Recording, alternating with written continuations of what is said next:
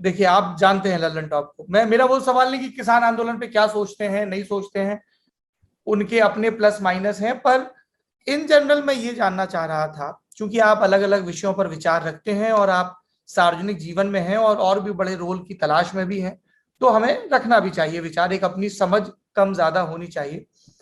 इस देश में हम लोग बचपन से सुनते आ रहे हैं, भारत कृषि प्रधान देश है, भारत ये भारत वो, भारत माता ग्राम निवासिनी और 10,000 चीजें हैं। लेकिन हम जब लोग रूरल सेक्टर का स्ट्रेस देखते हैं, तब समझ में आता है कि लगातार, चाहे हेल्थ की बात हो, और ये कहते वक्त हम मौजूदा सरकारों को, चाहे केंद्र की हो चाहे राज्य की, बरी नहीं कर रहे, पर सिस्टमेटिकली इग्नोर किया गया जो गांधी जी की ग्राम स्वराज की कल्पना थी कि गांव को केंद्र में रख के आपका मॉडल विकसित हो, वो हमने नहीं किया, ना खेती के मामले में, ना हेल्थ के, ना एजुकेशन के मामले में। शहरों में और तमाम एडोकिज्म में फंस गए।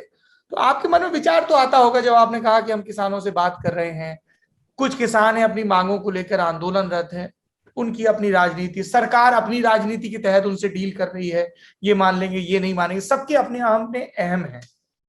लेकिन अब इतिहास देश में कृषि को लेकर किस तरह का विमर्श हो, और सिर्फ विमर्श ना हो, किस तरह के बदलाव हो। इतिहास किस लिए पढ़ना चाहिए? इतिहास इसलिए पढ़ना चाहिए कि वो आपको आगे जीवन चलाने के सबक देता है कि पीछे ये गलती हुई थी तो ये मत करना, और पीछे ये अच्छा हुआ तो करके देख लो। तो आप जब जब राज सत्ताएं समाज के हर क्षेत्र को नियंत्रित करने लगे, तब तक संपूर्ण समाज का पतन होता है। चाहे मगध का राजवंश देख लीजिए, जिसके खिलाफ चाणक्य ने बिगुल बजाया, चाहे रोमन एम्पायर देख लीजिए, जहां राज सत्ता एक बार इतनी पावरफुल हो गई कि एक आदमी की चलने लगी, फिर ऐसी भी हो गई कि वो एक आदमी हटा दिया गया और फिर वो टुकड़ों टुकड़ों में बढ़ता चला गया, महान रोमन सम्राट।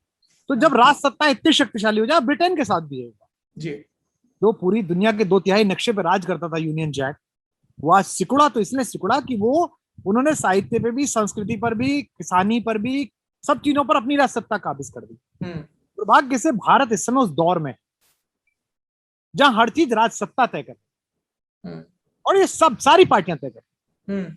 विश्वविद्यालय में कुलपति कौन है? अगर पत्रकारों के ट्वीट राजनीतिक पार्टियां रिट्वीट करने लगे तो समझ लीजिए पत्रकार बंधक। मेरा ट्वीट रिट्वीट करने से सारी पॉलिटिकल पार्टी डरती हैं, क्योंकि उन्हें लगता है कि आज तो रिट्वीट कर दिया, कल किसी बात पे गिर जाएगा तो फिर लोग कहेंगे आप करो रिट्वीट। तो ये एक दिक्कत आ गई है किसानों के साथ। सबसे बड़ी समस्या जो किसानों को समझनी पड़ेगी, उन्हें समझनी पड़ेगी कि दिल्ली और लखनऊ में उनके लोग नहीं। वो समय था कि चौधरी साहब थे। मैं इस बात से चिंतित नहीं हूं कि किसानों की मांग मानी जा रही है नहीं मानी जा रही, मैं इस बात से चिंतित हूं कि किसानों की मांग पर बात करने के लिए पार्लियामेंट में लोग नहीं। चीनी मिल के मालिक किसान थोड़ी हैं। सड़क के हाईवे के आसपास के 400 बीघे एक्वायर करके मेडिकल कॉलेज बनवाने वाले नेता किसान थोड़ी हैं। उत्तराखंड में फर्जी नामों से रिजॉर्ट खरीद लेने वाले नेता, जिनकी सबकी जन्म कुंडली आप भी जानते हैं, मैं भी जानता हूं, वो किसान थोड़ी हैं। किसान तो मैं भी नहीं हूं। मैं कह दूं मैं किसान हूं, मैं क्या किसान हूं? तो थोड़ी सी जमीन में मैं यहाँ ये लेके ट्रैक्टर लेके और रोटाबीटर लेके हाथ वाला वो लेके चलाने करके, और इसमें मैं पैदा कर रहा हूँ, जितना पैसा मैं इसमें लगा रहा हूँ, जो मुझे मिल रहा है। हाँ, क्योंकि अगर मैं सेलिब्रिटी होने के बाद शराब पीता तो एक दिन बैठ के 15-20 हजार की शायद आती है, 2-4 दोस्त बैठते तो 2 बोतल तो पीता ही, तो महीने का 1-1.5 लाख का खर्चा होता। वो मैं पीता नहीं हूँ, तो 1-1.5 लाख का यहाँ खर्चा हो जाता है। मुझे दूध मिलता है, छाछ मिलती है, मक्खन मिलता है, तो मेरे को तो सही पड़ रहा है। पर वो जो बाहर किसान है 25 बीघे का, 18 बीघे का, 16 बीघे का है जिनकी, जी भाई, वो तो मतलब कैसे जिंदा है, मैं उसकी ताकत पे उसको नमस्ते करता हूँ, परमवीर चक्र दे दूं मैं उसके जिंदा होने पे, जब तक अंदर आदमी उनके लिए बोलने वाला नहीं होगा। राजेश पायलट आखिरी लोगों में थे जो बोलते थे। चौधरी अजीत सिंह उस परंपरा को ले जा रहे थे, पर चौधरी अजीत सिंह गठबंधन की राजनीति में फंस गए। उन्होंने समझौते करने पड़े, वो दिवंगत हो गए, तो उनपे कोई राजनीतिक टिप्पणी करने का मेरा मन भी नहीं है, और मैं उनका आदर भी बहुत करता था और मुझे भी बहुत स्नेह करते थे। अब जयंत चूंकि बाहर से पढ़े हैं और अब समझ रहे हैं, शायद वो इन बातों को समझें जो हमारे मेरे इलाके में हो रही है, या कोई और लोग समझें। जब तक किसान अंदर नहीं होंगे, मुझे वो वक्त याद है ना कि जब हमारा बाबा बैठ जाता था सिसौली वाला बोट क्लब पे आके, हिल जाती थी पूरी हुकूमत जब बैठ जाता था लखनऊ में, क्योंकि बाबा को कुछ लेना देना नहीं था, यही कहनी थी। बाबा को प्रॉपर्टी पे कब्जे नहीं करवाने थे, बाबा को अपने खेत नहीं बढ़ाने थे, बाबा तो हुक्का लेके बैठ जाता था, और भाई मैं सच बोल रहा हूँ, तो बाबा के पीछे जनता आ जाती थी। ये जो आप संकेतों में सच बोल रहे हैं ना नहीं देखिए सौरभ, मैं बताऊं, मैं जब क्लास पढ़ाने गया ना पहली बार, तो मेरे पिताजी ने मुझसे कहा, हाँ भाई महाकवि क्लास पढ़ाने जा रहे हैं। मैंने कहा जी। तो मेरे मजाक उड़ाते थे वो। तो मुझसे बोले भाई ऐसा है, क्लास कवि सम्मेलन नहीं है, 1 घंटे कुछ भी बोल दिया। क्योंकि जो क्लास में लड़का बैठा है वो सब्जेक्ट जानता हो ना जानता हो, ये जरूर जानता है कि गुरुजी जानता है कि नहीं जानता। और अगर उसे पता लग गया गुरुजी जानता है, तो बड़े से बड़ा क्रिमिनल लड़का भी पैर छुएगा। और उसे पता लग गया गुरुजी को ना आता कुछ भी, गुरुजी फरलो मार रहा है, तो सबसे कमजोर लड़का भी मजाक उड़ाएगा। तो क्लास में फरलो मत मारना। वो दिन था मेरा आखिरी दिन था, मैं क्लास पढ़ के जाता था पूरा तैयारी से। तो जनता जो है वो आंख पहचानती है नेता की। हम लोग जंतर मंतर पर बैठे हुए थे 15 फीट ऊपर, शीला दीक्षित जी की सरकार थी, और दिल्ली प्रदेश भाजपा के अध्यक्ष वो सतीश उपाध्याय जी थे, हमारे अच्छे परिचित, आप भी जानते हो। कोई वो पानी के मीटर का विवाद था कि पानी का मीटर ज्यादा चल रहा है, हवा से चल रहा है। मीडिया के आप लोगों के कैमरे हमसे 30 फुट दूर थे, और मंच पे खड़े होकर नेता ने पानी का मीटर उठाया और कहा कि भाई देखो ये पानी का मीटर है, ये शीला दीक्षित ने लगाया है और सतीश उपाध्याय जी की फैक्ट्री में बना है, और फूक मारी, फू देखो ये आगे चल गया। पीछे खड़े आदमी को बिल्कुल दिखाई नहीं दिया, कैमरे को दिखाई नहीं दिया, पर परसेप्शन था। जनता ने माना सच ही बोल रहे। आज कसम खाते हैं बच्चों की, सबकी खाओ, जनता कहता है झूठ बोल रहा, बकवास कर रहा है, बहुत बड़ी नौटंकी। देखा है इन सालों को सबको। आपका परसेप्शन, आप सोचते हैं कि आप मीडिया मैनेज करके खरीद लेंगे, आप विज्ञापनों का बजट करके खरीद लेंगे, आप जो है एकेडमी के पुरस्कार दिला देंगे लेखक नुमा पत्रकार और पत्रकार नुमा लेखकों को 1-1 लाख 2-2 लाख के। इससे नहीं परसेप्शन बदलता है। वो जो लोक है ना, वेद में एक पंक्ति है, लोका शास्त्र तक्षो, लोक 1000 आंखें हैं। वो 1 मिनट में पहचान लेता है कि सौरभ द्विवेदी किधर की तरफ, निष्पक्ष है कि नहीं है। अब मानो मत मानो, वो तुरंत लिख देता है नीचे। अब तो उसके पास तो 1700 रुपए का पोपो है, ओप्पो, उससे कर देता वो टक टक टक टक। और जिस दिन उसे लग जाता है नहीं नहीं भाई ये तो सभी के पीछे ठीक लगा रहता है, तो सभी के मुंह में माइक डाल के सच बोल रहा है, तो फिर कहता है हाँ भाई आपके फैन है। तो ऐसे धीमे धीमे बनता है। किसानों को अपना आदमी अंदर भेजना पड़ेगा, वो पार्टियों से भेजें चाहे अकेले भेजें। आंदोलन में तो जनता नहीं आएगी अभी। आंदोलनों की तो भ्रूण हत्या हो गई अगले 20-30। आप ललन टॉप के पॉलिटिकल किस्से देखते थे। एक दफा की बात है, तब राजेश पायलट मंत्री थे और उनकी पत्नी रमा पायलट उनके बगल में बैठी हुई थी, और वो लोग अपने लॉन में बैठे बात कर रहे हैं, और सामने कुछ चरवाहे थे जो, तो वो अपना घास काटने में लगे हुए उनके लॉन की, और फिर उसको लाद के ले जा रहे साइकिल पे। तो रमा पायलट बोली कि देखो इसको सब्र नहीं है, ये इतना इसका गट्ठर में से गिर गिर जा रही है फिर भी लादने में लगा हुआ है।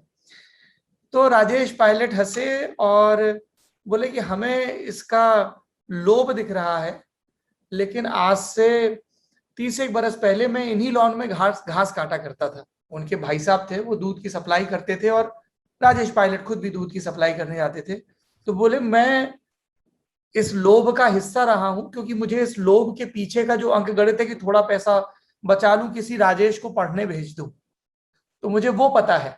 तो जो आपने बात कही ना कि जब वहां वो नुमाइंदा होगा जो इससे गुजरा है, जिसके लिए ये सब शगल नहीं है कि हाँ ठीक है बात कर ली, 4 चीजें पढ़ ली, जो जिसके मिट्टी में पांव सने और जिसको पता है कि खातू का दाम बढ़ता है या डीजल का दाम बढ़ता है या बिजली कटती है तो वो फसल पे कैसे बीतती है, या नील गाय का झुंड आता है तब कैसे नुकसान होता है। अकेला अकेला काम है सौरभ, जिसका खून पसीना, जिसका कलेजा खुले में पड़ा रहता है।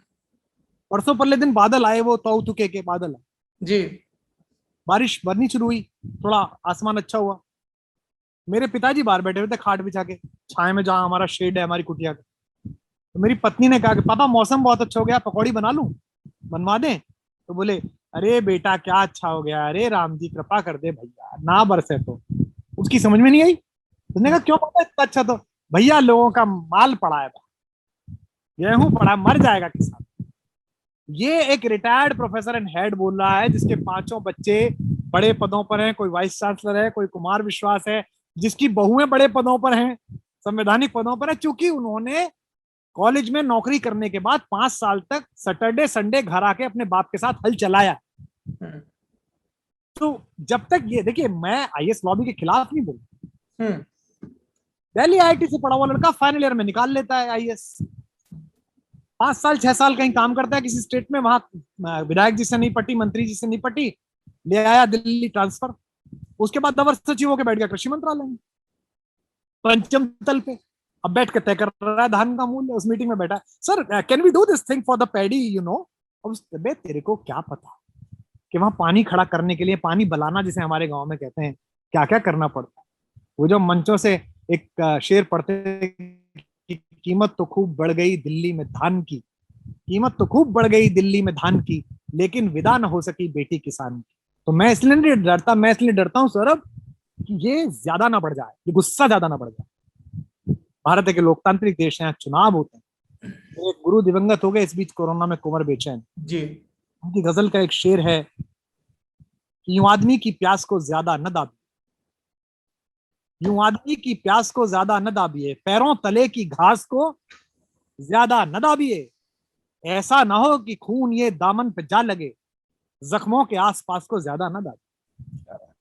तो अगर ये व्यवस्थाएं सुन रही हो, इनकी लुटियंस की कोठी बनी रहे, इन कोठियों में बैठा हुआ इनका खादी का सुहाग बना रहे, अगर इन्हें खुद को बचाना है, इसीलिए मैं कहता हूँ गांव बचाओ देश बचाओ में, गांव में कोविड केयर किट इसलिए मत पहुंचाओ कि भाई तुम्हारा गांव के प्रति बहुत सम्मान है, इसलिए पहुंचाओ कि अगर गांव बीमार हो गए तो तुम्हारे जो तुमने बनाए हैं ना इंटीरियर अच्छे अच्छे करा के, यहाँ पे ब्रोकली नहीं पहुंचेगी, यहाँ पे जुकूनी नहीं पहुंचेगी, यहाँ पर तुम्हारे दूध और ये डेयरी प्रोडक्ट्स नहीं पहुंचेंगे।